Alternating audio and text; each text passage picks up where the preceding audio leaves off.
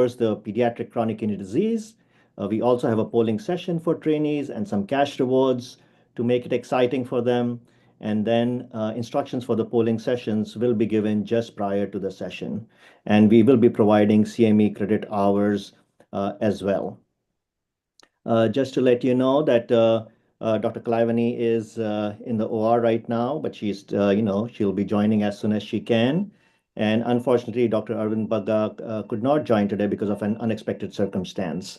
But we do have a very eminent nephrologist with us today, Dr. Georgie Abraham. He is the panelist for today, and he will help us, going through the session.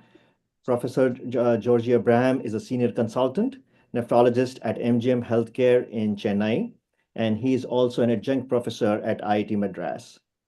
Sir has been instrumental in advancing the field of nephrology and training next generation of nephrologists. He has been recipient of numerous awards and recognitions. He has received awards from American Kidney Foundation, International Society of Peritoneal Dialysis, International Society of Nephrology, Royal College of Physicians, and Indian Medical Association. He has more than 500 publications, including abstracts, book chapters. As you can see on the slide, his book, My Patients, My God, Journey of Kidney Doctor, is an inspiration for all the budding nephrologists. Again, thank you for joining us today, sir. Thank you, Amrish, for that kind introduction. And thank you being part of this, to take pediatric nephrology ahead in South Asian countries. Thank you, sir. Next, I want to introduce our first speaker for today, and who's an internationally recognized pediatric nephrologist, Dr. Franz Schaefer. Dr. Schaefer is a professor of pediatrics and chief of pediatric nephrology at Heidelberg University Hospital in Germany. He serves on boards and councils of numerous professional societies and is the current president of International Pediatric Nephrology Association. He is an eminent researcher and conducts numerous multi-center trials and established international research consortiums like ESCAPE, which we read quite a bit, International Pediatric Dialysis Network, and he also coordinates the European Rare Kidney Disease Reference Network, which is the ERK-NET, and the PODO-NET projects on nephrotic syndrome. Dr. Schaefer has more than 750 scholarly articles, book chapters with 48,000 citations and a H-index of 100. He is editor of several books, including Pediatric Kidney Disease and Pediatric Dialysis. We are honored that you could join us today, sir, and we are looking forward to your talk. Thank you very much, and thank you for the invitation. Yep. And then I will introduce the second speaker as well for continuity. And again, it is my honor and privilege to introduce Dr. Aditi Sinha, who is the professor of pediatrics and pediatric nephrology at All India Institute of Medical Sciences in New Delhi. Even my part of the training was at All India Institute of Medical Sciences, and it has always been a pleasure to reconnect. She is the past secretary of Indian Society of Pediatric Nephrology and represents internationally at International Peds Nephrology Association Council as well. She is recipient of numerous awards, including the ICMR Award for Research in Pediatrics. She has been instrumental in advancing research in pediatric nephrology at AIIMS and in India and worldwide.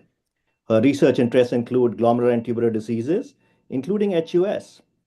She has had more than 300 publications, including multiple book chapters. Again, Dr. Sinha, we are delighted to have you here. Thank you so much for joining. And with this, I will stop sharing my slides, and I would request Dr. Schaefer for his presentation.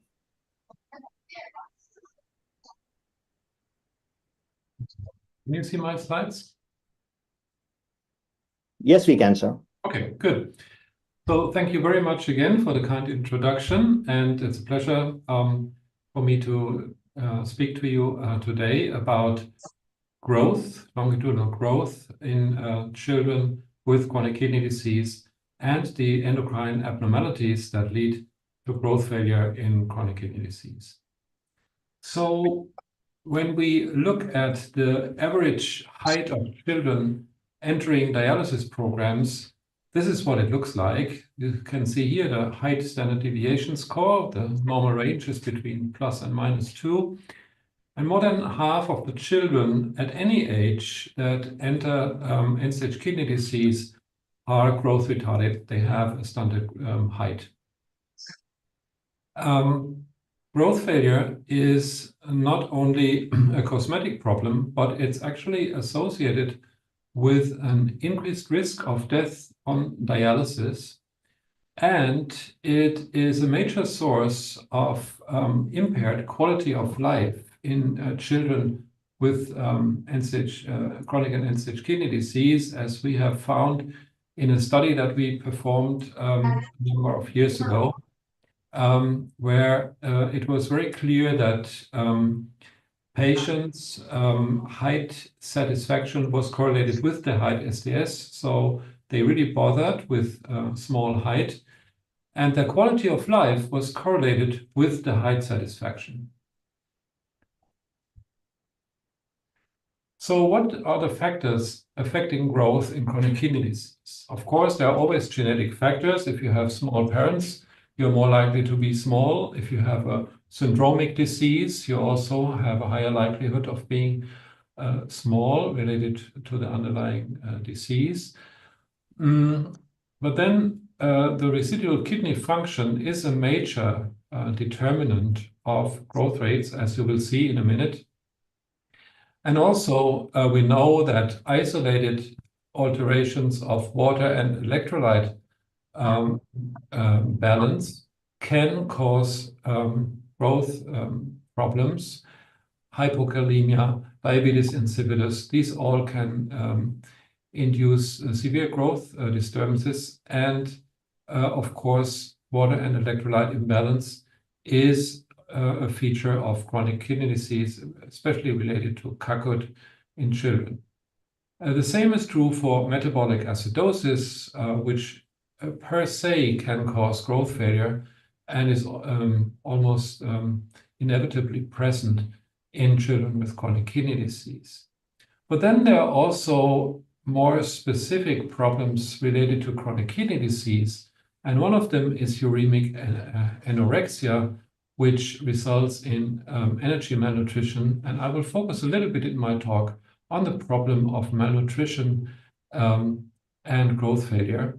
And this is also related, as we now know, to a status of inflammation. So malnutrition comes along with inflammation. Inflammation causes anorexia.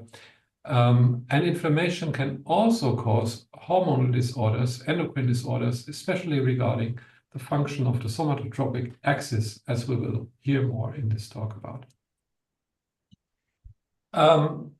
The different factors compromising growth act differentially according to the patient's age. And we know that nutrition is really most important in the first few years of life, and later on becomes a less important determinant of growth. And then there's the endocrine drive of longitudinal growth by the somatotropic hormone axis is becoming more important during mid-childhood. And then during adolescence, the sex hormones lead to the adolescent growth spurt, which can also be impaired in chronic kidney disease. So we have these three phases of growth where different problems predominate. So if we look at the prepubertal growth, this is a study we performed a few years ago where we compared children with hypodysplastic kidney disease. You can see here the 50th percentile as the dotted line, and then patients with an average GFR above and below 25. And you can see that at any age, patients with a lower GFR are smaller than patients with a better retained GFR. And so there is a correlation between the GFR and the growth rates. During puberty, We have the physiological pubertal growth spurt, which is more accentuated in boys, but also present in girls. And when we analyzed the large number of children or adolescents, I should say, that undergo pubertal growth, we found that the minimal height velocity before they're starting the growth spurt is very much depressed in chronic kidney disease. And then there is an acceleration, but the spurt reaches a lower peak height velocity, and it's also shorter lasting than the growth spurt of healthy children. This was true for both boys and girls. And it was also evident when we compared the growth rates to healthy children that are late maturers with a late puberty. Still, the growth spurt was much depressed. So in this phase, patients lose about 10, 15, 20 centimeters of growth potential irreversibly by a shortened and depressed growth spurt. So what is the relationship between nutrition and growth failure? Malnutrition is a hallmark of chronic kidney disease. In some countries, perhaps more than others, due to also socio-economic issues, and in the International Pediatric Dialysis Network registry, we found that countries like yours, like India, are at the lower end of the spectrum here. So the body mass index standard deviation score tends to be more depressed than in other countries. And at the other end of the spectrum, you have, for instance, the United States, North America, where obesity is a larger problem than malnutrition. But obesity is still a problem, and malnutrition is still a problem. And how does anorexia and the consecutive malnutrition come about? Well, we believe it has a lot to do with the accumulation of appetite modulators in uremia. So many of these factors that are listed here, which are satiety hormones, anorexogens, are accumulating in chronic kidney disease, especially in end-stage kidney disease, because these hormones are physiologically cleared through the kidneys. And if you have impaired kidney function, you have impaired metabolic clearance of these hormones. So they accumulate in the circulation and cause a feeling of continuous satiety. This is especially evident in patients on peritoneal dialysis. This is a study where the level of hunger has been measured throughout the day, and you can see that the physiological feeling of hunger is very much dampened in patients on peritoneal dialysis because they have the continuous presence of satiety hormones, and of course in PD also the presence of glucose that they are continuously resorbing from the dialysate. So these are factors that dampen the physiological feeling of hunger in these patients. And it does matter though whether patients eat less carbohydrates, less energy, or less protein. And it seems that the energy intake is really the rate-limiting factor for longitudinal growth. In this very early study from the 70s, it was first shown that there's a direct linear relationship between energy intake and growth velocity. And only if children were eating at least 70 to 80% of the normal energy intake, they were able to maintain normal growth rates. Conversely, if you eat less protein, and this is a study from our own unit in Heidelberg, where we performed 3-day dietary protocols of our children on dialysis, you can see that this is not correlated at all with the change in height standard deviation score with the annual growth rates. So patients eating less protein are actually safe, and this will not cause growth failure. It's really the energy deficit that causes the growth failure. And this problem is most pronounced, as I said before, in small infants, in the youngest patients, where growth is largely dependent on the ingestion of adequate energy. And you can help these patients who are not willing to eat more if you tell them so, but who will just start vomiting by enteral feeding. So you can use nasogastric tubes. Nowadays, we use more percutaneous gastrostomy tubes to force feed these patients. And as you can see in this case of a young girl, where we started tube feeding and dialysis on the 5th day of life, we were able to manage a normal weight gain and a normal length gain during her infancy period.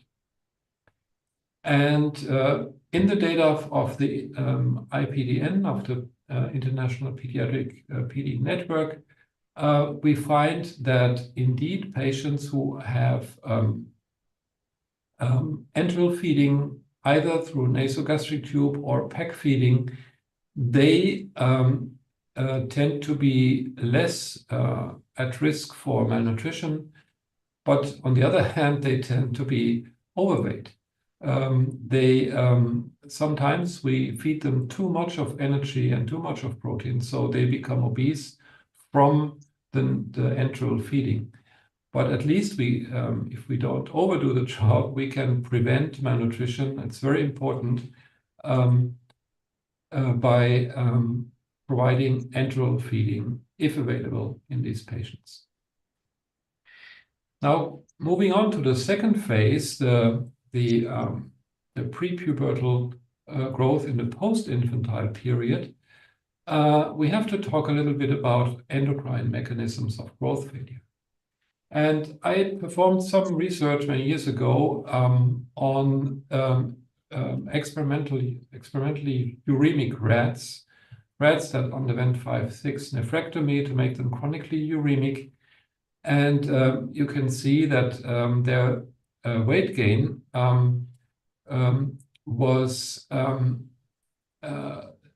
could be increased by administering growth hormone. But this weight gain that we saw very markedly in control animals was attenuated in animals who were uremic. So there is a kind of growth hormone resistance, a relative growth hormone resistance in these animals. And we explored the mechanisms of this. We found that they were making less IGF-1 and IGF binding proteins as compared to their pair-fed control litter mates. And growth hormone is actually a hormone that signals through a very specific intracellular signaling pathway, which is the CHEK-STAT5 pathway. So these are intracellular molecules that become phosphorylated when growth hormone binds to its receptor on the cell surface, and the phosphorylated form dimerizes and goes right into the nucleus, where it activates transcription of all the growth hormone target proteins.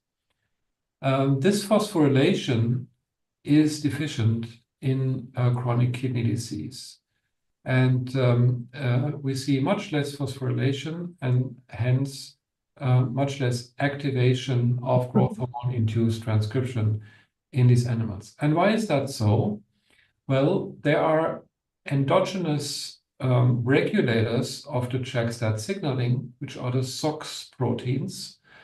And these suppressors of cytokine signaling are activated by cytokines, by inflammatory cytokines like the interleukin 1, 2, and 6, they very efficiently upregulate the SOX proteins, which then bind to the growth hormone receptor and block it from action. So, so this is the mechanistic link between the state of inflammation in uremia and the growth hormone resistance that we see in this condition. And indeed, when we looked at all the SOX proteins, we found them to be more expressed, overexpressed in animals with chronic kidney disease.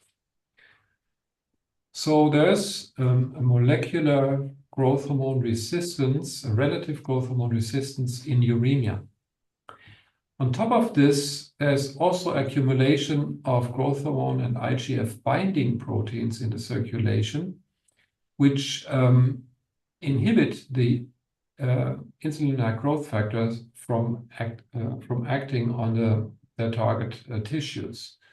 So the accumulation of IGF binding proteins is another mechanism that causes IGF resistance. In addition, we found both in animal and human studies that growth hormone levels are normal, but the secretion from the pituitary is actually insufficient to overcome the endogenous growth hormone resistance in the state of chronic kidney disease. So animals and humans with chronic kidney disease cannot secrete more growth hormone as they should to overcome the state of resistance, and in this way have also a growth hormone insufficiency. What does that mean for the growth rates? Well, you can see here patients on dialysis, children on dialysis, they tend to lose height standard deviation scores. They tend to become relatively smaller than their peers over the years on dialysis, with the exception of the 0 to 1 year olds, the very young infants, where we can interfere with growth by the enteral feeding. There is one technology that we can use if it's available to improve growth on hemodialysis, which is hemodiafiltration. We performed a large study in Europe where we compared hemodialysis, conventional hemodialysis, with hemodiafiltration, and indeed there was a slight stimulation of growth when we switched patients to hemodiafiltration. It is believed that some of the middle molecules that we can remove, and also some of the cytokines that we can remove better through hemodiafiltration than with standard hemodialysis, may be responsible for this effect. That is why in Europe we are now moving towards hemodiafiltration as the standard dialysis, extracorporeal dialysis modality of children. What about transplantation? Again, we see some kind of catch-up growth in the very young patients who tend to eat much better after transplantation.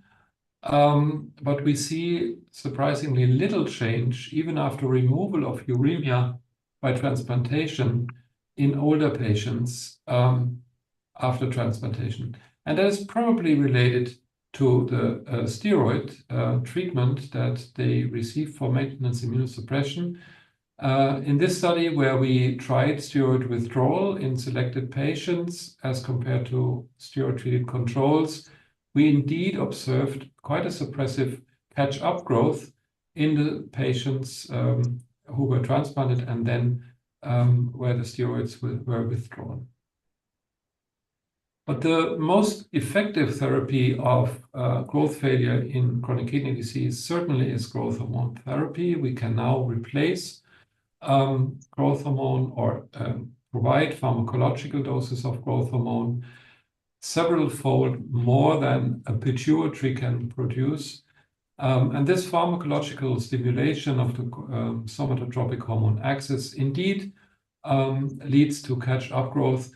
as demonstrated unambiguously in this seminal study where growth hormone was compared with placebo for a time period of 2 years. If you look at extended growth hormone therapy in patients, in children with chronic kidney disease, you can see that the growth improvement endures. And after 6, 7, 8 years, in prepubertal patients at least, you can achieve complete normalization of height in most of these patients. And growth hormone is also active in infants, not only in older children. Initially, we thought it would not work in young infants, but here, this study in some 20 children aged less than 2 years clearly showed that there is a height benefit over placebo. It's very clear that it also works in very young children. The growth response to growth hormone is still dependent on the state of uremia and the degree of GFR impairment.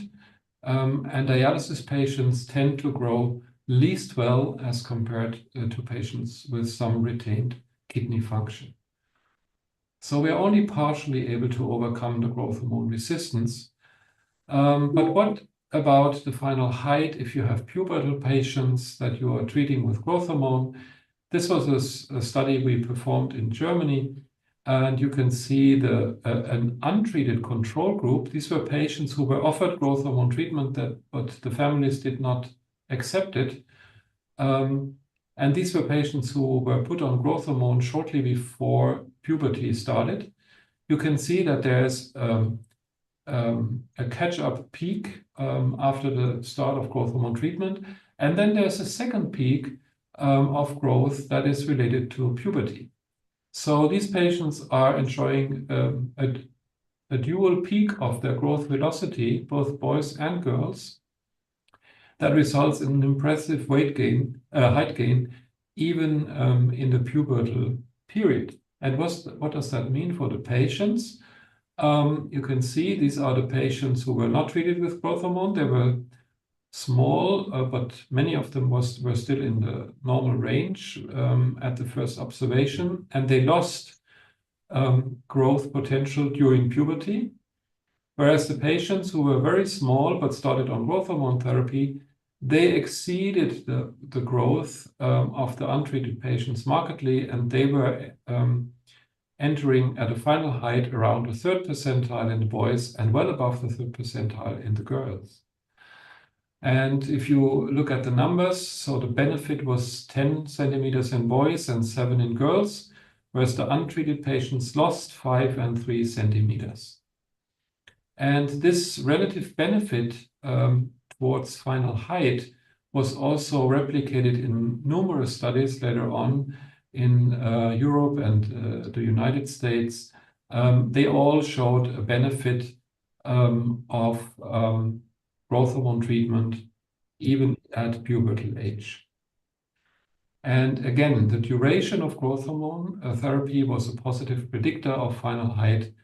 The initial target height deficit was a predictor, and the percentage time on dialysis spent during the pubertal period was a negative predictor. So the longer the patients were on dialysis, the poorer the catch-up growth during puberty was. And you can see that here in patients on conservative treatment, they had the greatest benefit. On dialysis, they had the least benefit, and the transplanted patients were in between. So we later on analyzed whether all these measures, the supplemental feeding and the growth hormone therapy and so on, would result in better adult heights on the demographic level, on the population level. So we looked at all children in Europe in the ESPN registry and compared their final height outcomes over the years, starting in 1990 and then up to 2010. And you can see that the proportion of patients with very severe height deficiency, less than -3 height standard deviation scores, decreased, and also the ones with less than -2 decreased over time. But the actual benefit during these 20 years of observation was only half a standard deviation, or 3.5 centimeter height improvement over a 15 years period. We certainly will have to repeat this study now again, 15 years later, to see whether we further improve the final heights of our patients. I would be cautiously optimistic that this actually turned out to be the case. Again, there was, in the early days, the patients were losing height on dialysis, and now they are more or less maintaining a stable height, a stable growth rate when they are started on dialysis. But still, the years on dialysis are a negative predictor, and the most important predictor of the final height is the height at start of renal replacement therapy. So this means the taller you are when you start end-stage kidney disease, when you start renal replacement therapy, the taller you will turn out to be as a young adult. So it's very important to improve the growth in the pre-dialysis period and the pre-transplant period, when we do not have the suppressive effect of uremia and steroid therapy. Yes, and this shows again the height standard deviation score over time in the transplant population. And you see there was actually very little change over the years in this outcome. And this is a case that we treated basically from birth onward. And you can see that we managed to keep the patient growing within the percentiles for the first 1 or 2 years of life, and then he fell off the percentiles. We started percutaneous gastrostomy feeding, and we managed to improve his height gain quite nicely. And then we transplanted the patient, and you can see that without PEG feeding and without growth hormone, the patient fell off the percentile again. Unfortunately, this patient lost his transplant function, and part of the growth failure was certainly related to deteriorating kidney function. And he had another period of dialysis during which we applied growth hormone and made him grow back into the percentiles very nicely. And then he was transplanted again. And unfortunately, this kidney, which was donated by his mother, did not work very well, and he was highly sensitized. So he had only a short time after transplantation. But during that time, he had so many problems that again he lost his height, his relative height, and he turned out to be less than 160 centimeters eventually. So we have good tools, but then there are sometimes problems that we are facing, in this case, after transplantation, that make the patients lose the gains that we were able to accomplish over some time. So it's very important to keep an eye on growth also during these transplant periods. We know that a growth hormone also works very well after transplantation and is safe. Yes, so this is failing growth due to failing grafts. And I think this was my last slide. Thank you very much for your attention. Thank you, Franz, for that wonderful talk on pediatric growth and also endocrine issues. I just want to ask one question. You talked about everything. What about gonadal function in both males and females who are reaching puberty when they... please. Yeah, I did not focus so much on gonadal function. We know that the patients go to puberty, so they have the awakening of the gonads and the emergence of sex steroid production. It starts late, probably due to this chronic state of sickness, of illness. They have a late puberty, but when it comes, it usually progresses quite normally. One problem that boys have is azoospermia. They have a suppressed sperm production. But girls are indeed fertile, and we actually have to advise the adolescent girls about contraception and so on. So even on dialysis, they seem to start cycling, and they are indeed fertile. Do they have any anovulatory cycles, or they are normal cycles? Anovulatory cycles or normal cycles? Yeah, they do have anovulatory cycles as well. And of course, the hemodialysis girls, they have menorrhagia quite often because they are anticoagulated. So that can also be a major problem. But eventually, they develop ovulatory cycles. Thank you so much. Any questions in the chat box? Any questions from the floor? Yeah, there was one question in the chat box, and I think Dr. Schaefer already answered that. It was related to resistance of growth hormone in patients of ESRD, and at what time, we can give growth hormone, and please share your experience. I think you went into pretty much detail. The question came, before you had started discussing it. So we can skip that one, but there is another question in the question and answer box, and here it's more related to transplant period. So in a year post-transplantation, a patient has high PTH, normal calcium, normal vitamin D, and normal phosphorus. When can we start growth hormone? So in a transplant patient, when would you recommend starting a growth hormone? Yeah. So we usually start growth hormone 1 year after transplantation, because we first watch the spontaneous growth rates in the patients to see whether they have spontaneous catch-up or not. If there's inadequate growth during the first year, then we start growth hormone, and we would not be shied away by a high PTH. I mean, unless it's excessively high. But normally these patients, their bones tolerate the growth hormone therapy quite well.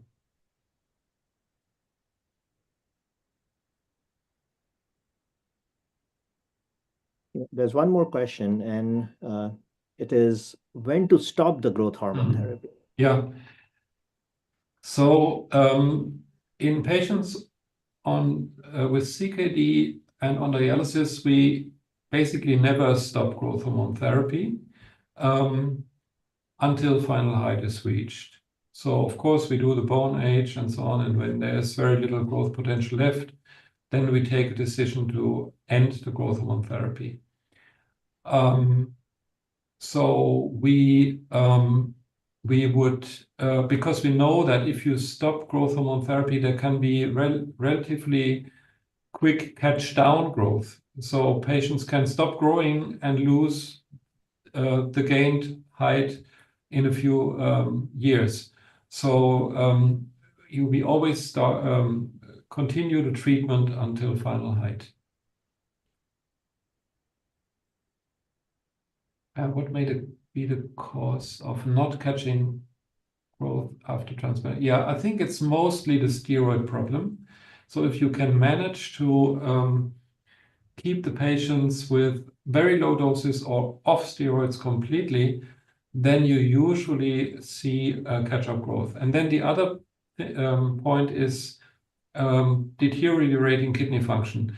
Many of our transplant patients are actually CKD patients, and we tend to forget about that.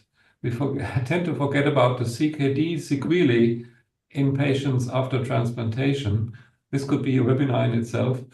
And then, growth failure is just a secondary consequence of the re-emerging kidney failure.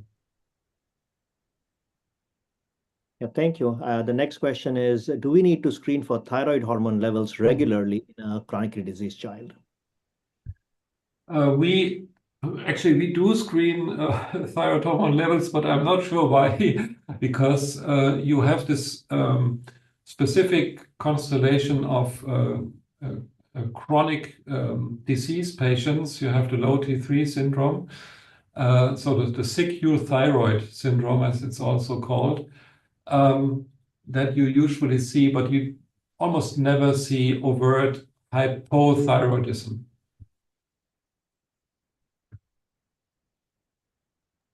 Yeah, thank you. Dr. Abraham, do you want to add? No, I think that it was an excellent disposition and it was lucid. I'm so happy that our pediatricians will benefit. The only question here is, are we using, I'm asking the pediatric nephrology, especially Aditi, are we regularly using recombinant growth hormone in our patients? Or we show some hesitation in using that? Aditi is there, whether she can answer Yes. that. Aditi? Hi. Yes. Hi, good afternoon, good evening. So, in our experience, it's been a bit, we have used growth hormone, but not regularly. It certainly isn't as regularly as one would want to.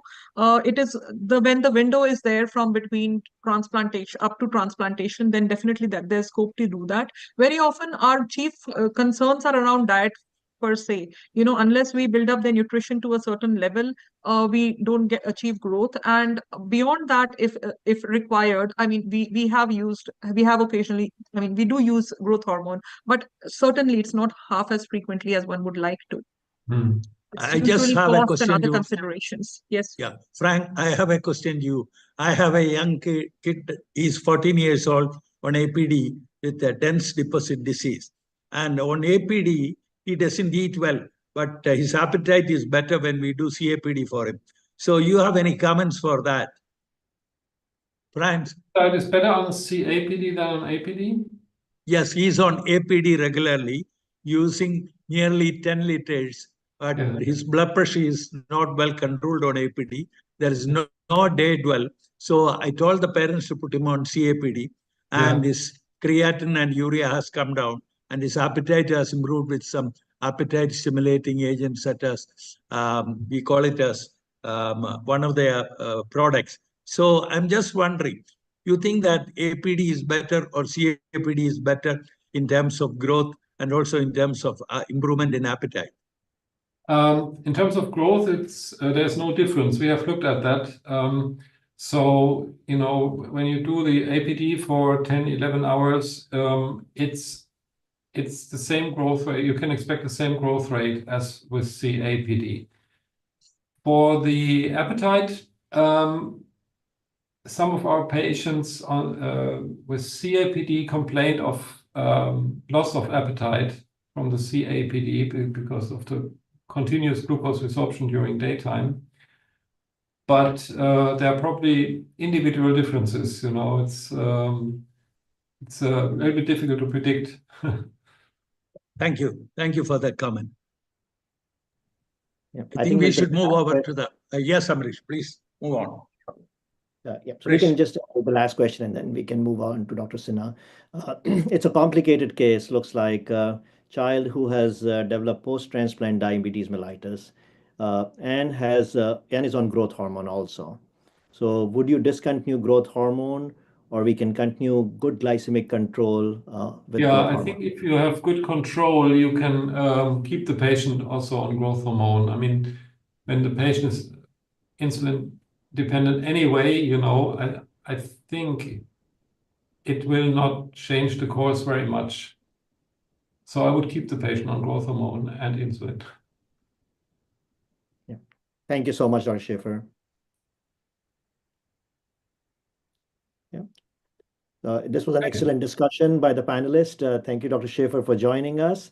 And we will move on to Dr. Sinha and looking forward to her talk.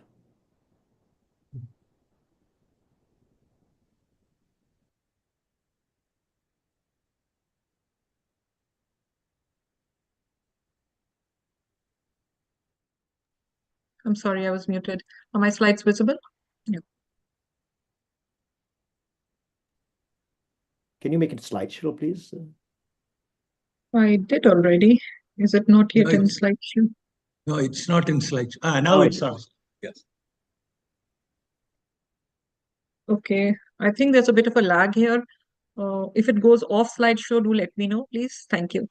So my topic would be that was assigned to me was to discuss about progression of chronic kidney disease in childhood, which would be kind of incomplete without discussing really the strategies to retard this progression. And I thought my job for the day would be between these two aspects. So we understand, we've heard about chronic kidney disease in last week's webinars as well, when Dr. Sriram covered in detail how the pathophysiology and progression of chronic kidney disease happens. And he did dwell on this aspect of how once chronic kidney disease has been initiated, there are ways in which glomerular disease and tubular interstitial injury is perpetuated through processes which involve inflammation, glomerular loss, tubular interstitial damage, injury, including through various mechanisms, including inflammatory pathways and ischemic and hypoxia-mediated injury, which further leads to perpetuation of a cycle of maladaptive repair, which goes on to lead to progression of chronic kidney disease.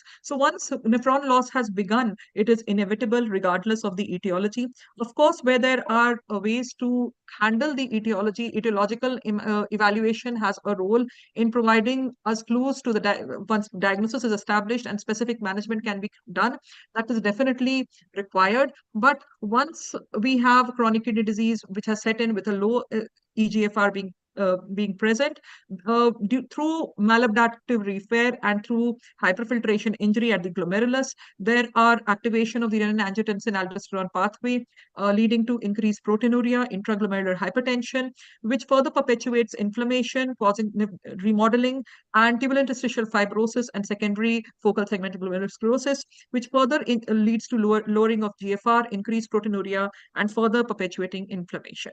So these pathways are activated in majority of patients with chronic kidney disease to one or the other extent, with higher extents being present in patients who are more proteinuric and with lower GFR. So I hope that my, just a moment, sorry. Are my slides? Oh, you have to put on slideshow. So, it's not on slideshow. Sorry. So we have these risk categories based on estimated GFR and albuminuria that have been established for adulthood onset chronic kidney disease, wherein a heat map has been devised based on the relative risks or hazards ratios of disease progression or adverse outcomes, including cardiovascular outcomes as well as kidney outcomes, through which we have established a kind of a traffic signal based kind of risk categories, which are progressively worse for degrees of proteinuria and lower GFR categories. So in populations with chronic kidney disease, both GFR and albuminuria are important to quantify at baseline because they indicate the risk of progression of chronic kidney disease as well as the risks of various kidney and non-kidney outcomes. Now, the rates of renal function decline are also very important. The rate of GFR decline in most patients with adulthood onset chronic kidney disease are fairly at about 1 to 4 ml per minute per 1.73 meter square per year annually. Patients with faster GFR decline are known to have higher morbidity, and patients who are declining faster than 5 mils per minute per 1.73 meter square annually are considered to be rapid progressors, and they are the targets of various intervention strategies. And you can see that these trajectories over a period of time could vary, but overall we know that at higher GFRs, the rates of progression tend to be slower, and as the GFR declines to a low value, the rate of progression tends to become more rapid. Now, various studies have established different rates of GFR decline in adult kidney diseases, but we do know that these rates vary by certain factors. Now, the main factors that determine the rates of progression broadly would be an etiology and the degree of proteinuria. Now, the etiology is pretty important because we know that for various even glomerular causes, the rates of progression really vary. So patients with primary focal segmental glomerular sclerosis, which do not turn around, the proteinuria does not turn around with whatever intervention that you're carrying out, would tend to progress the fastest. The rates of decline in IgA nephropathy and membranous nephropathy would be slower. Patients who have diabetes would have no decline in GFR till a certain while, till diabetic nephropathy sets in, and subsequently the decline depends on the degree of proteinuria or albuminuria. And patients with non-glomerular etiologies such as autosomal dominant polycystic kidney diseases tend to decline the slowest, achieving end-stage kidney failure in later decades of life.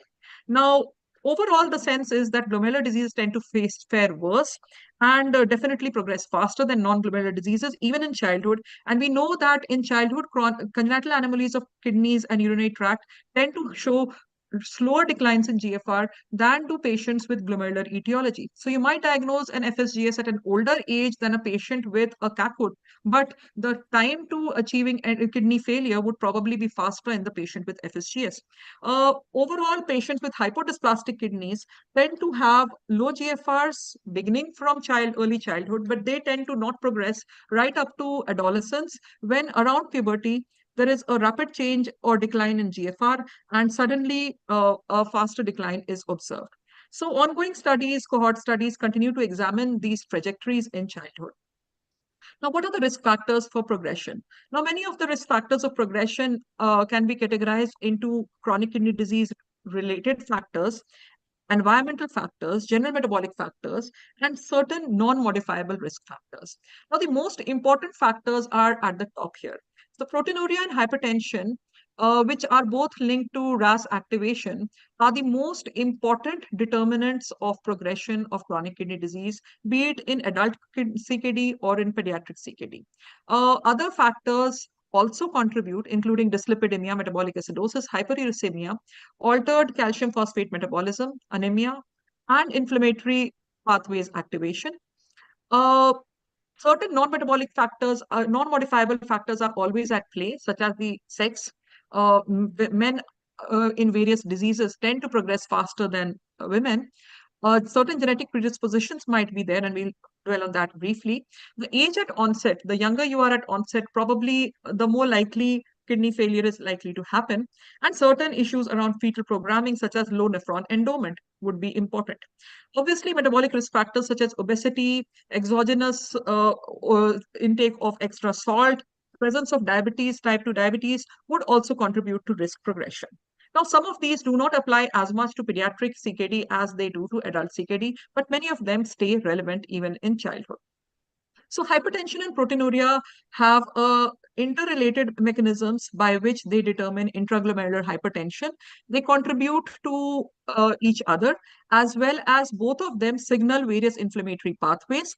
Both vasoactive signaling is activated as well as pro-inflammatory signaling, which leads to through various mechanisms, tubular interstitial inflammation, and further glomerular hypertrophy, intraglomerular hypertension contributes to glomerular hypertrophy, which further leads to glomerular sclerosis, which further declines the nephron mass. So all these pathways, there are various targets, as you can make out. Obviously, antihypertensive agents would control hypertension. RAS antagonism has been an important favored strategy to reduce hypertension and proteinuria, because it acts not just at the glomerular level, but also at other levels, including inhibiting signaling of various cytokine pathways, as well as vasoactive signaling, which lead to improvements in outcomes.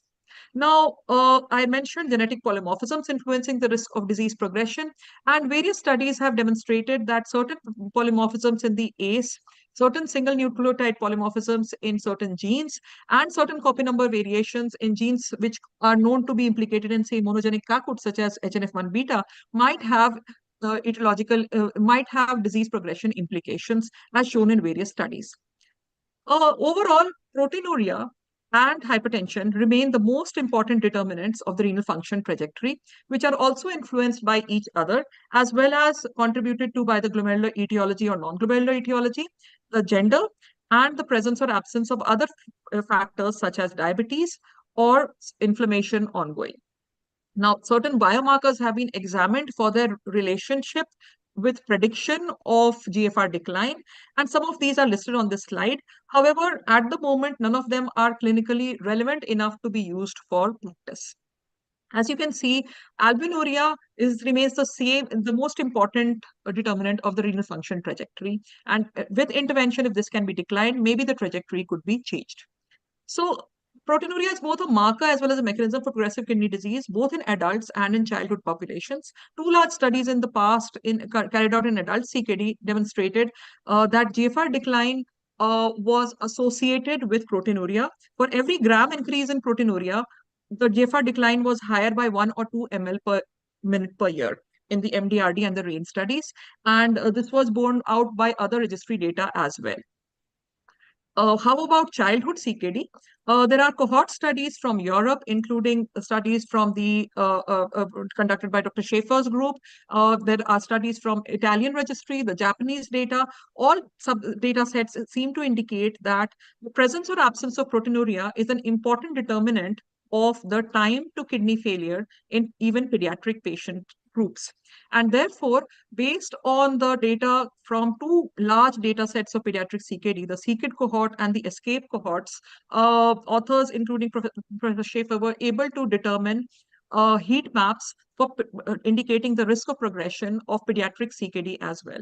Now, this data set was huge, based on more than 1,000 children in the two cohorts for GFRs between, say, 30 to 90, and they could create heat maps which were different for non-glomerular etiology of proteinuria versus the glomerular etiology of proteinuria. And as you can look at the slopes of these trajectories, you can see that patients with glomerular etiology tend to progress faster.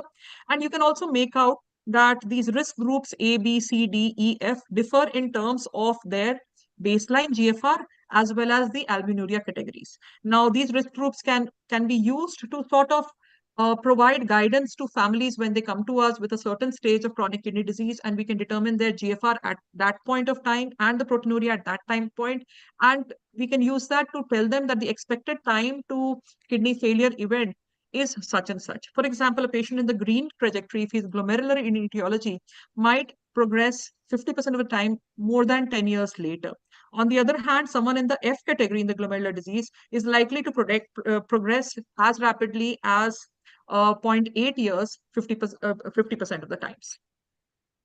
So what is the advice about monitoring GFR and albuminuria? Now, albuminuria is what entire adult CKD population would be measured in terms of, whereas the pediatric population still stays in terms of urine protein creatinine ratio. We haven't gotten to equivalences of albumin creatinine ratio and protein creatinine ratio. Nephrotic range proteinuria, that is UPCR more than 2, would be the same as about A3 category. And looking at that, we would think that these are not just heat maps, but also times to screen, times to treat, and definitely must treat albuminuria in these zones. So assessment of albuminuria or proteinuria in childhood should happen at least annually. And for those at higher risk of CKD progression, the frequency of screening and treatment should increase. And definitely in presence of moderate to severe proteinuria, treatment is definitely warranted, particularly so at low GFRs, patients with even mildly increased proteinuria should be treated. Now, there are various risk prediction models of adulthood CKD.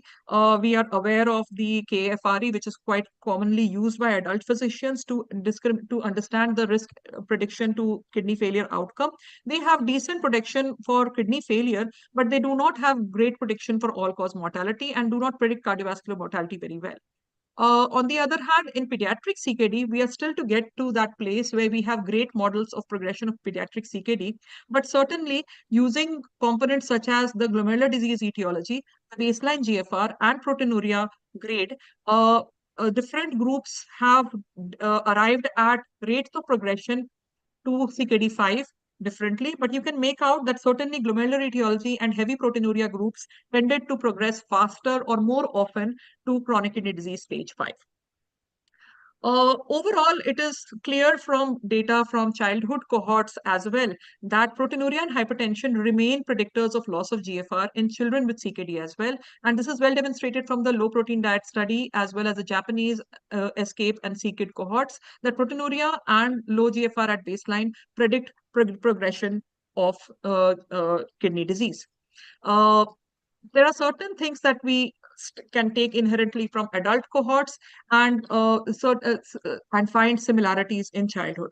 For example, the CKID cohort study has also demonstrated that it's not just the one-point assessment of blood pressure that predicts CKD progression, but also progressively looking at later follow-up time points, and patients who tended to have blood pressures in the high range continuously tended to progress more often than patients who had consistently controlled blood pressure. So overall, this brings us to the topic of how can one retard progression of chronic kidney disease in children. And this kind of cartoon sums up the various strategies that one would think around to retard kidney disease progression. As we said, hypertension and proteinuria, the two points in bold, are the chief targets of all our interventions. And the majority of my talk would dwell around this aspect of how to handle hypertension and how to handle proteinuria through various mechanistic pathways being inhibited to reduce hyperfiltration injury, intraglomerular hypertension, glomerular hypertrophy, nephron loss, and decreased signaling of pro-inflammatory pathways. So first and foremost comes blood pressure control. Now, there is enough data and more data to demonstrate that blood pressure control is clearly linked with retarding progression of adulthood onset chronic kidney disease. There have been major trials on intensive control versus standard blood pressure control, and they have clearly demonstrated that adequate control of blood pressure is associated with slower EGFR decline. The tighter your control, the better the difference in EGFR decline. Now, many of these trials have looked at ACE inhibitors and ARBs predominantly, and the RAIN trial, the renal, the ASK, the IDNT, and Nephron D have all demonstrated that patients who receive good control of blood pressure would show slower EGFR decline. And there has been impact also on non-kidney outcomes, including cardiovascular outcomes, and updated analyses indicate that not just kidney outcomes, but also non-kidney outcomes would be lower in patients who have intensive blood pressure control versus those that have just about adequate or not so great control of blood pressure with medications.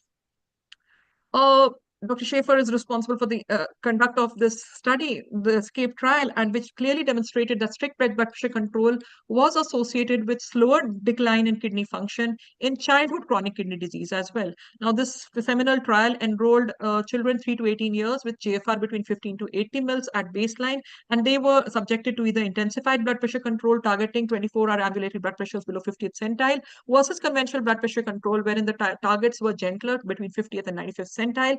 And the time to GFR decline by 50% or end-stage kidney failure was clearly lower, clearly slower in patients with intensified control than conventional control. The risk of progression was lower with intensified control. However, there was a phenomenon of reappearance of proteinuria following a period of tight control, which was associated with long-term ACE inhibition. The predominant medication used in this study was ramipril, with add-on other antihypertensives being permitted.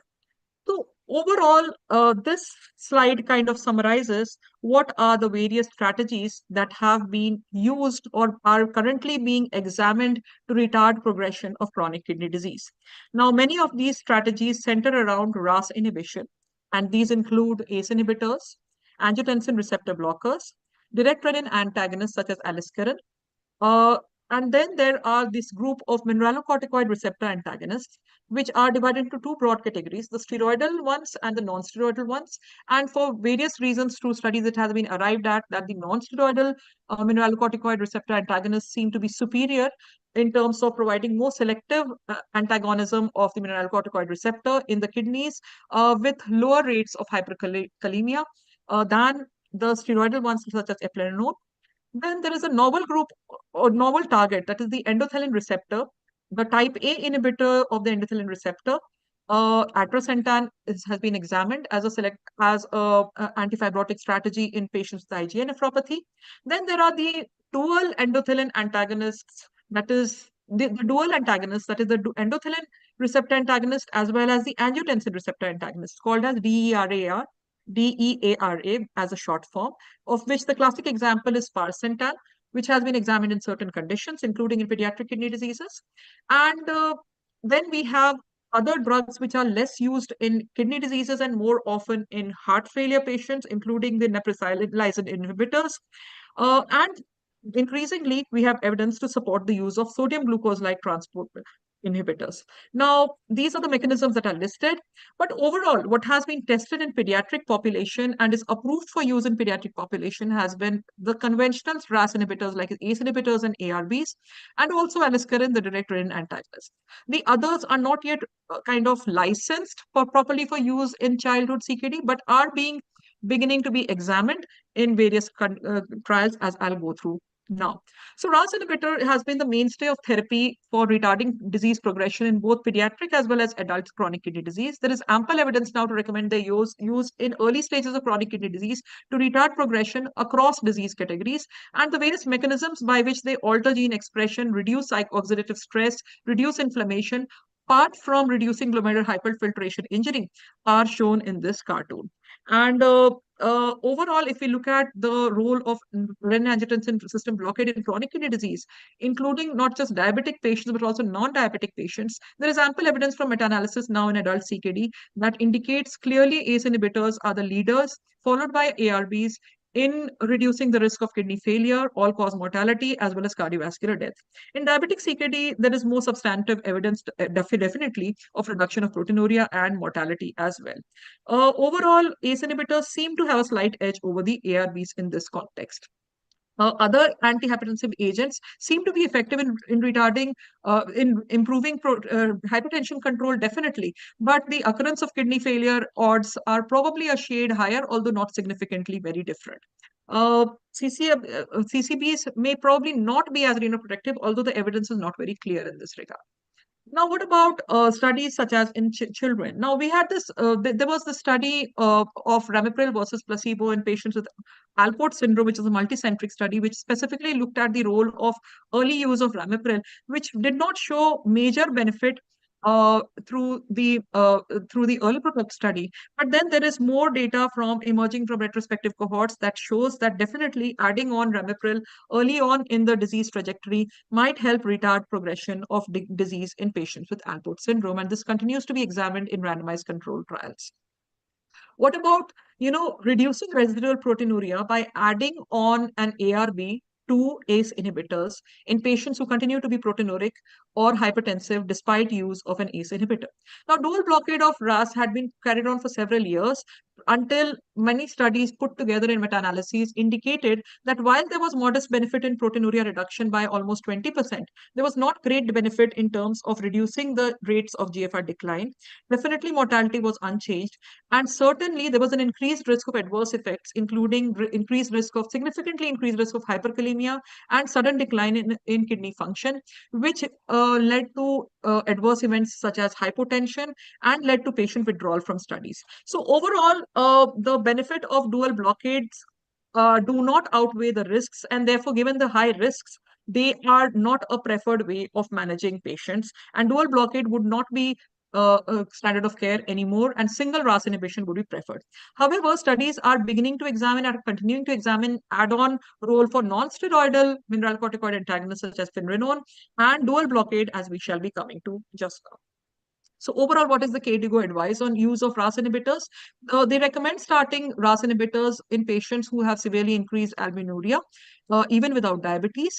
And with moderately increased albuminuria, the evidence being less certain, they only give a suggest recommendation, that is a 2C recommendation. Patients who have albuminuria and diabetes, they would recommend certainly starting, and they recommend against combinations of ACE and ARBs and DRIs in patients with CKD. They also further go on to advise that therapy should not be initiated at GFRs below 20. Now, what is the context of below 20? Obviously, there is a pro and con to using RAS inhibition in advanced CKD. Patients are at higher risk of complications, and there were factors favoring or not favoring, and studies that previously examined in cohort studies, prospective and retrospective from Sweden and Japan, they demonstrated that they had controversial evidence. One study showed that there was decline in function with continued use in advanced CKD. The other study showed that there was benefit in preventing need for dialysis.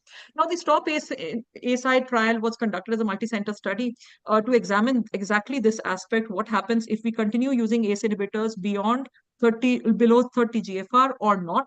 And overall, the study failed to find any differences in rates of GFR decline or the rates of requirement of renal replacement therapy.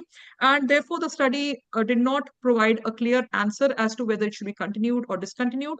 Given the rates of adverse events associated with ACE inhibitors, many people would be cautious. Most experts would be cautious using at low GFRs. In childhood, there was one study which has looked at the rate of GFR decline. It surprisingly it found that early on there was no difference in slope if you were to continue or discontinue, but later on the eGFR slope declined rapidly, and therefore one would be wary continuing to use RAS inhibitions at low GFRs below 25. So the advice from KDIGO is that you can start ACE inhibitors early on, but you would probably not continue if there is a rapid decline in GFR by more than 30% within 4 weeks, and consider reducing the dose at such state, or if there is symptomatic hypotension or hyperkalemia. And if the GFR falls below 30, if you can safely monitor these patients, then you may continue. What about children? KDIGO 2012 had recommended ACE inhibitors and ARBs for anti-hypertensive control, and this continues to be the preferred agent in the AAP recommendations 2017, the KDIGO recommendations of 2024. Overall, our do's and don'ts: you need to monitor creatinine and potassium and bicarbonate at initiation within 2 to 4 weeks and at every visit.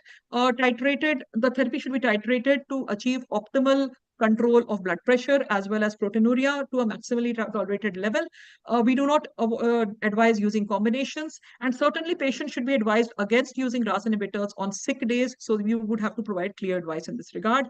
You have to watch out for acute kidney injury, particularly in a situation where hypotension is likely or combinations or other drugs are being used, which can lead to problems such as NSAIDs or other RAS inhibitors, and these patients would require close monitoring for creatinine and kidney function and potassium. Dietary considerations: we would advise them to not have too many juices, etc. Avoid ultra processed foods because they would be high on potassium as well, and the constipation should be treated adequately.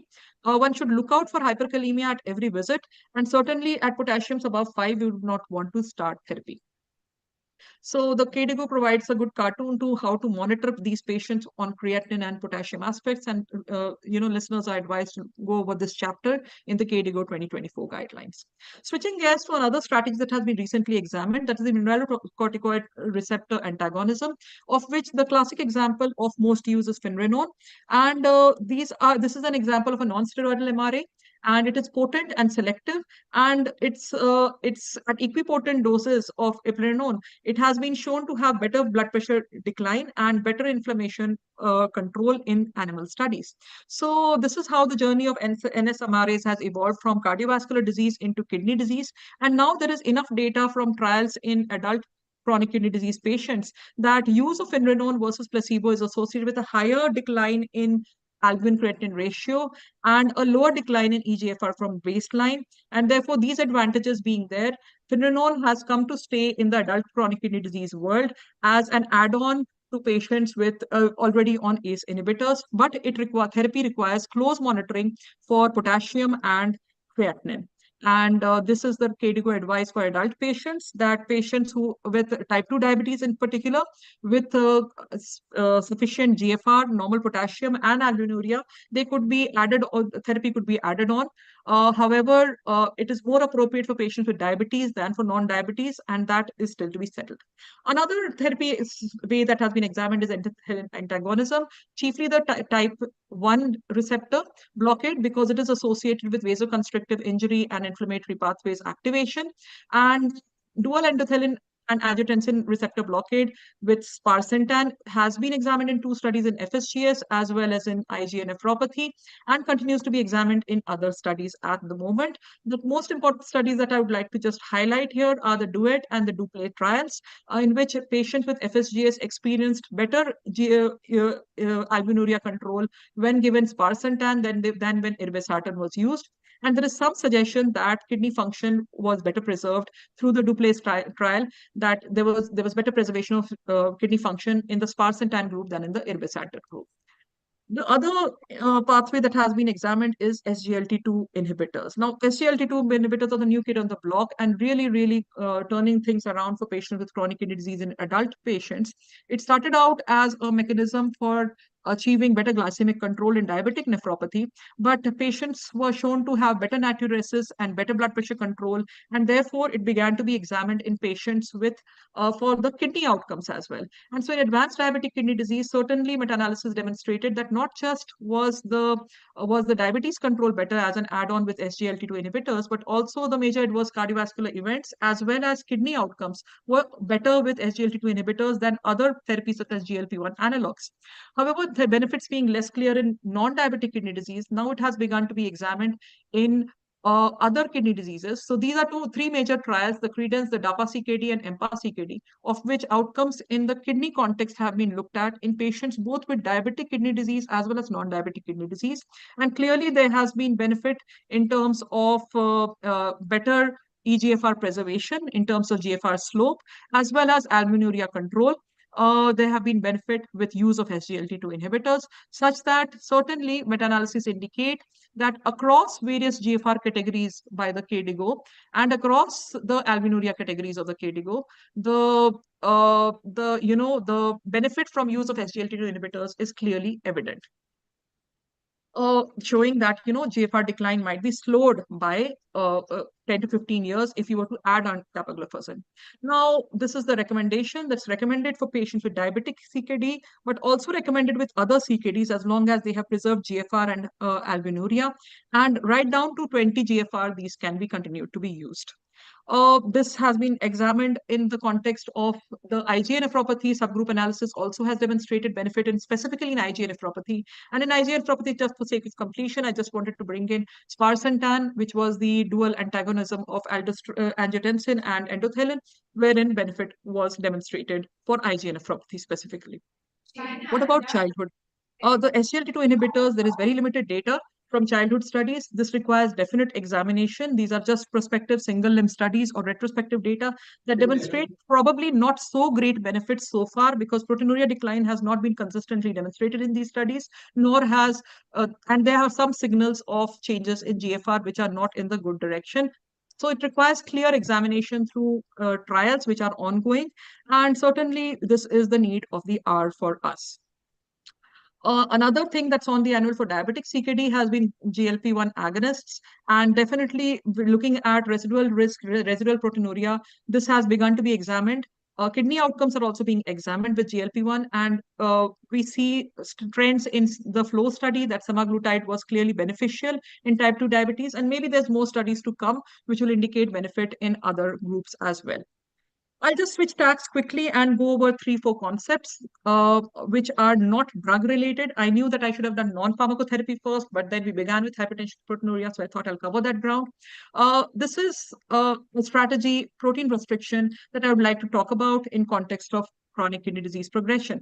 The Brenner's hypothesis, based on the glomerular hyperfiltration injury concept, it was perceived that probably reducing protein content of the diet would be beneficial, and certainly low protein diet has been shown to be a beneficial strategy in adulthood onset chronic kidney disease. And there is enough data from adult literature that indicates through meta-analyses that there is benefit in using a low protein diet in adults with chronic kidney disease. And guidelines indicate that certain thresholds of intake should be adhered to achieve a low protein diet, and these are the advised intakes by the various guidelines bodies. Now, very low protein diets have also come in vogue, which talk about as low as 0.3 gram per kg per day, which may or may not be useful, and there is some data to suggest that probably they are better than low protein diet, but this continues to be examined. What is most important to remember is that in children with chronic kidney disease, so far we don't have data to indicate that low protein diet is beneficial, and therefore we should be cautious advising children to reduce protein intake, because protein is linked to calories in all diet plans, as well as whenever you are going to restrict protein, you're probably going to restrict calories and limit their growth. So there has been no significant difference from protein restriction, and certainly weight and height would get adversely impacted if we were to advise low protein diet. So this is not recommended for childhood. What about salt restriction? Sure, certainly it improves blood pressure control, it reduces albuminuria, and therefore lower sodiums in the urine are associated with better outcomes in adult CKD, and guidelines would recommend lowering salt intake unless contraindicated. Ultra-processed foods, which are a high source of salt as well, are also shown to be associated with the risk of incident CKD, and therefore one should be cautious around this dietary aspect is important to adhere to, that avoid intake of ultra-processed foods. One therapy that I just want to show one slide on. Do we have time, or do I just go to the conclusion? Dr. Amrish, I'll await your advice on this. You can finish, then we'll do All other right. questions. Okay. So vitamin D analogs were kind of the vogue in the 2010s or so, but we don't see any more data coming in on this regard. But certainly studies had demonstrated that there was a decline in proteinuria and chronic kidney disease with use of the the newer forms of vitamin D, or the analogs of vitamin D. And this was meta-analysis evidence that seemed to indicate that use of vitamin D or its analogs was beneficial in patients. And particularly, there is enough information now, even in pediatric literature, that vitamin D deficiency is very prevalent, and it is associated with proteinuria and progression. And correcting vitamin D deficiency might be beneficial in improving outcomes in terms of proteinuria reduction as well as loss of GFR. There is some suggestion from meta-analyses that higher phosphate levels are associated with higher risk of ESKD and death. Now, whether this is just an indicator of the low GFR or not is not very clear from these studies, but overall it seems that belonging to the highest phosphate levels was worse than belonging to a lower phosphate level for the same GFR categories. So the risks of kidney failure and mortality seem to be increased in patients with higher phosphates, and they probably work through somehow synergistically with ACE inhibitors. So overall, the recommendations in this regard are that you, obviously the vitamin D, you have a guideline for vitamin D now by Dr. Schroff's group, which the Pediatric Renal Nutrition Task Force, which talks about correcting vitamin D deficiency first, followed by use of vitamin D analogs in specific situations. And certainly supplementation with calcitriol is to be given in all categories of GFR, and titrate according to the biochemical panels. What about dyslipidemia? Dyslipidemia seems to parallel renal dysfunction, and there is some data that suggests that hypercholesterolemia and renal disease progression are linked, but this data is not clean enough to recommend that dyslipidemia as a targeting as a strategy. But some data is there to suggest that using statins for dyslipidemia control might delay disease progression. Hyperuricemia is another thing that has been linked to disease progression in chronic kidney disease. Again, hyperuricemia might be linked to various inflammatory pathways, and use of xanthine oxidase inhibitors has been associated with some decline in renal progression. And this would be another target to consider examining in childhood CKD studies. So in adult studies, there is some uncertain evidence to indicate that using urate-lowering therapies might prevent chronic kidney disease progression, but this is not a very clear evidence. There is some evidence to suggest that erythropoietin supplementation, sort of use of the therapies such as ribopoietin or erythropoietin, recombinant erythropoietin, might be helpful in causing renoprotection. We are aware of studies in AKI as well as in CKD, wherein it has been shown to reduce oxidative stress-related injury, but this is just observational data. Anemia correction is obviously an endpoint that is part of management, but it does not seem to retard disease progression, at least based on meta-analysis data. Folic acid, again, was another thing that was looked at, whether folic acid supplementation helps. No clear evidence, but there is some data from cohort studies that suggests. Likewise, for metabolic acidosis, that has been linked to chronic kidney disease progression, and correction of acidosis has been linked to reduced cardiovascular disease as well as kidney outcomes. Acute kidney injury, now this is something actually that is more relevant and practical. Preventing happening of acute kidney injury is very important, because bouts of acute kidney injury would reduce GFR each time an acute kidney injury happens. There is a fall in GFR, and preventing episodes of dehydration, other events would be important to prevent rapid progression.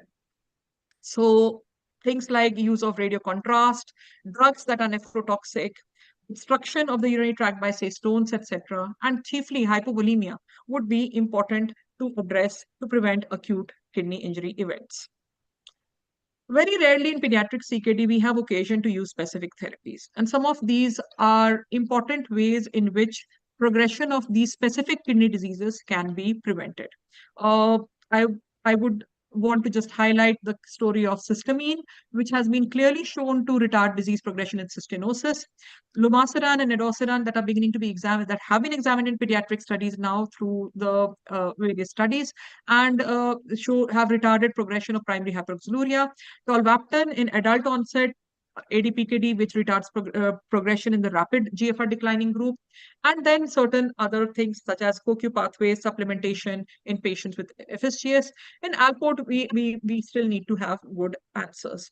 So just obviously, IgA nephropathy is the most common adult kidney disease. We know that various studies are examining immunosuppression to reduce proteinuria, and we know there's a role for steroids as well as newer therapies such as budesonide, etc., and now the calcineurin inhibitors.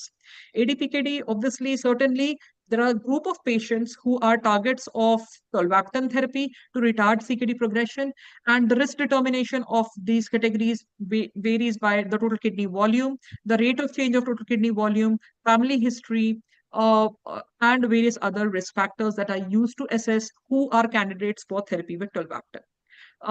For pediatrics, basically the advice is to look at blood pressure and proteinuria and target adequate blood pressure control. There are some studies beginning to examine use of tolvaptan even in children who are rapid progressors or with rapid rise of kidney volume. So overall, I'll stop here and I'll be happy to take questions. This is just my summary slide that our chief targets and control required would be around hypertension and proteinuria, with inhibition of RAS inhibitors being the first line strategy. But then other strategies are beginning to be examined and require further examination in pediatric patients. Thank you. Thank you, Aditi, for that very interesting presentation.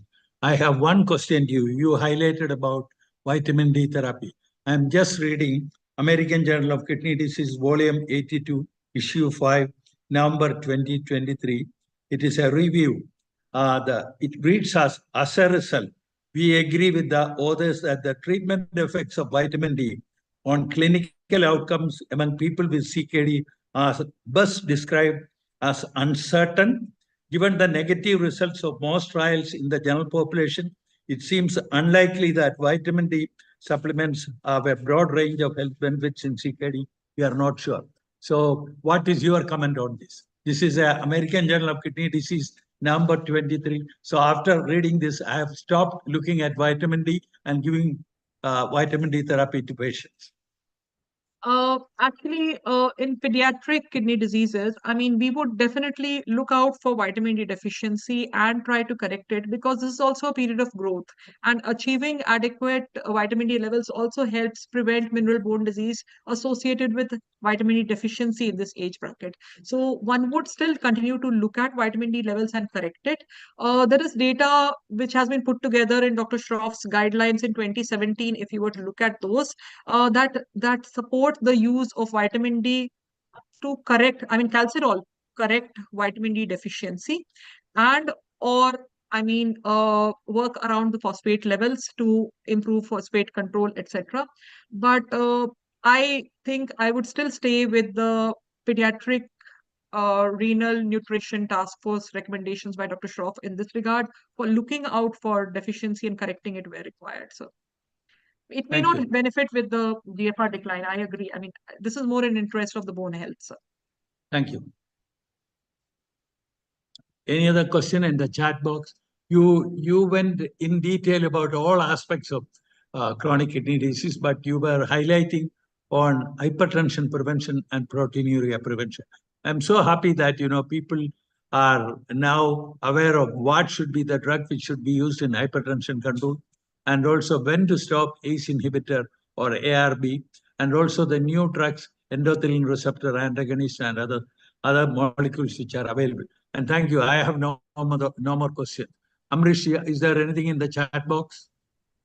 There are a few questions, and I know it was a very comprehensive talk, and you covered everything. Yes. It was great. I mean, we learned a lot, and especially the newer drugs, I think every aspect was touched. We can quickly go over the questions, see if anything was missed. This is a common question, I think, which is asked, if a child has normal urine protein to creatinine, do we still need to screen with albuminuria? I mean, we still need good studies to indicate whether PCR and ACR correlate very well in the pediatric age bracket. I think not. I think from a small examination that we have recently concluded that ACR and PCR run quite well together in pediatric CKD. I think if someone has a normal PCR, I don't think I would go for screening for ACR in that condition. Yeah. The No, reverse good. might happen, sometimes you don't have albuminuria, and you might have proteinuria because of the tubular interstitial compartment being involved. Yeah. No, sounds great. Now, do you recommend combination of ACE and ARB in order to control No. proteinuria in CKD children? I think we addressed that with the meta-analysis results of the network meta-analysis indicating the higher risk of hyperkalemia and decline in GFR tells us not to use the combination to achieve better control. We would not be using. Yep, that sounds great. This is next question is role of statins in proteinuria. When do we start this medication? You did cover, the role of statins, not to reduce the proteinuria, but statins in general Yeah. for CKD. Yeah. Yeah. Yep, so we can skip Yeah. that. Next is please explain whether ACE inhibitors are better than ARBs only in diabetic nephropathy. I think Dr. Georgie can answer that, maybe. Well, we use, in India, the use of ACE inhibitor is much less compared to ARB use, because we are inherently people who are coughing. And I used to use ACE inhibitor many, many years ago. And then I was constantly coughing, my personal experience. Then I switched over to ARB. And I think that ARB has produced much relief from cough. So it is an inherent obsession that ARB are better than ACE inhibitor, although ACE inhibitors are cheaper. And patients who are on ACE inhibitors who are doing well, I don't switch over them to ARB. That's my answer to the question, Professor Amrish. Dr. Thank you, Amrish, sir. we would use ACE inhibitors, and when there is cough, then we switch to ARBs, and that occasion thankfully has been rare. So I know that children cough more also than adults, but we rarely encounter need to switch over to ARBs. And for us, our favored therapies would be ramipril and enalapril compared to ARBs. Yeah. No, thank you. I think that was great discussion. And again, a very common question which comes up with trainees, and especially difference between pediatric and adult, how it is. Then the next question is, please advise how do you treat a CKD stage 3 child who has significant proteinuria due to scarring despite maximum dosage of ACE? It's a 15-year-old child. And do you recommend SGLT2 here? Not yet. We need more data in pediatric patients. I know that many centers or individuals are using SGLT2 inhibitors already, but based on a small study done at our center, and we continue to examine this in an RCT currently, a placebo-controlled RCT is ongoing at our center. Dr. Jitendra and Pankaj are leading that RCT, in which we are looking at dapagliflozin versus placebo. But when we did a prospective single-limb study, which is as a manuscript draft right now, we did not find reduction in proteinuria as an add-on, and we found an acute decline in GFR. So one is wary, and adults are more robust than children. Children are more prone to hypovolemia. We have to be careful, particularly if your patient is reflux nephropathy, may not have so much of a concern, but certainly in steroid-resistant nephrotic syndrome, albumin levels are low, risk of hypovolemia is high. One would be really wary of using SGLT2 inhibitors. We need more studies. First, we need studies, then we should advise. Sounds great. And the next question is more for CKD MBD, and I'm going to skip that one, when to use active vitamin D calcitriol, so that our discussion stays with the progression part.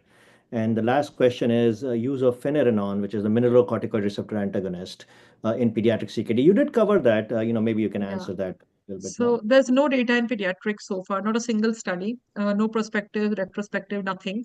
And it required the Fiona study. When it's done to completion, it should be able to give us the answer. The Fiona study is looking at pediatric CKD and the rate of GFR decline as well as proteinuria decline with finerenone add-on to ACE inhibitors or ARBs. And it's continuing to recruit patients, including beginning in India now, including at our site. So let's see what comes of that. No, perfect. No, this was great, Aditi. This was so educational. And Dr. Georgie, this was so much, educational for us, for you to be here and give your expert opinion. We all learned a lot. I can see in the chat, that this has been an excellent presentation, outstanding presentation. This has been a great session. Thank you, Dr. Georgie. Thank you, Dr. Aditi, for all your time. Yes, thank you, my distinguished colleagues from abroad and India for this very lucid as well as, detailed explanation by Frank as well as by Aditi. And we look forward to more such sessions in future. And I really congratulate Kalaivani single-handedly, the ladies' power, the women's power, single-handedly doing all these things. Congratulations to her. Thank you, Amrish, and for taking this time off from your work to educate us. Thank you very much. Thank you, Dr. Thank you so Georgi, much, and sir. thank you, Dr. Amrish Thank you, Kalaivani. Dr. Aditi. Thank If you. you want, we can log off. We'll have the polling session next. You don't have to stay for that. I know we're a little bit over time today. Thank So you. please, go ahead with your regular day.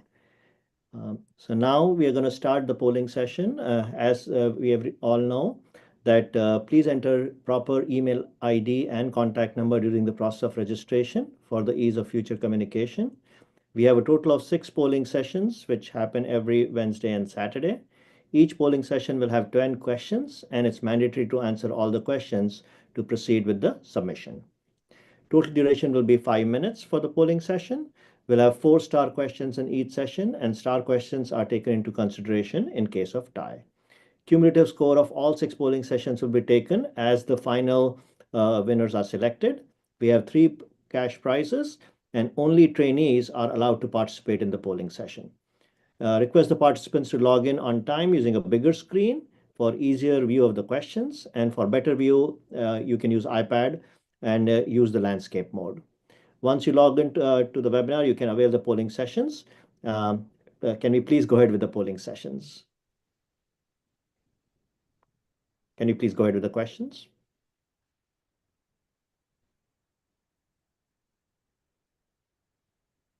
I think the time starts now.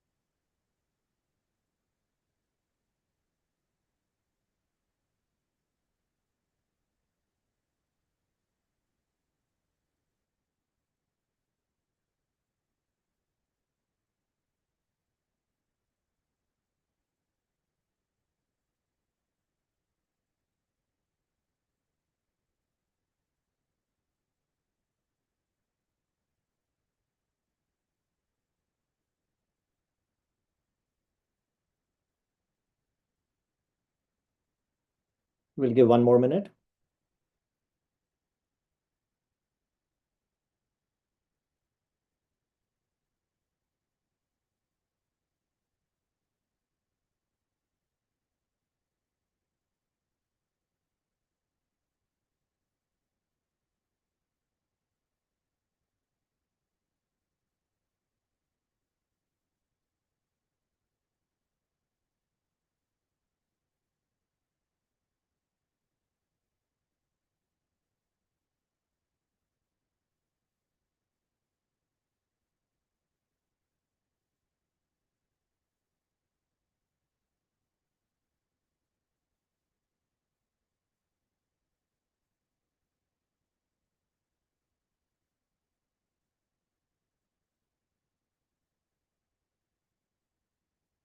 I think that should be it. We can close down the polling session.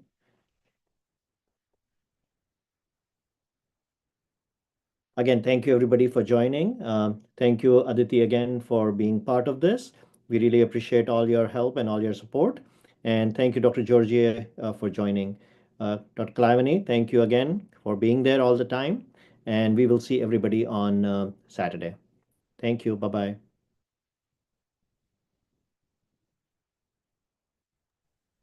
Bye, Amrish. Thank you. Bye-bye. Bye.